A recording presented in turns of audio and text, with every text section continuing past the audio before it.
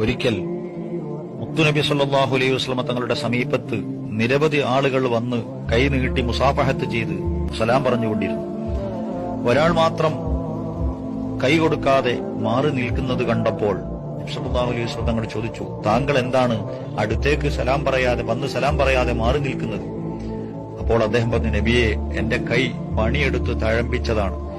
ഈ ഉരമുള്ള കൈ കൊണ്ട് മിനുസമുള്ള തങ്ങളുടെ കൈയിലേക്ക് വെച്ചു നീട്ടാൻ എനിക്ക് പ്രയാസമായതുകൊണ്ട് ഞാൻ മാറി നിൽക്കുകയാണ്.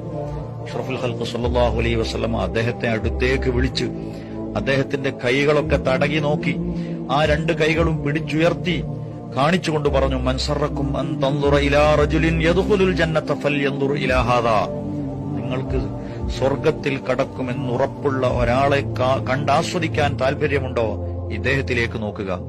ആ കൈകളിലുള്ള തഴമ്പുകൾ നബി സല്ലല്ലാഹു അലൈഹി വസല്ലം തങ്ങൾ അവർക്ക് കാണിച്ചു കൊടുത്തു. അധ്വാനിക്കുന്ന മനുഷ്യന്റെ തഴമ്പിനും അവന്റെ വിയർപ്പിനും പ്രാധാന്യമുണ്ടെന്ന് അവിടുന്ന് പഠിപ്പിച്ചു കൊടുത്തു.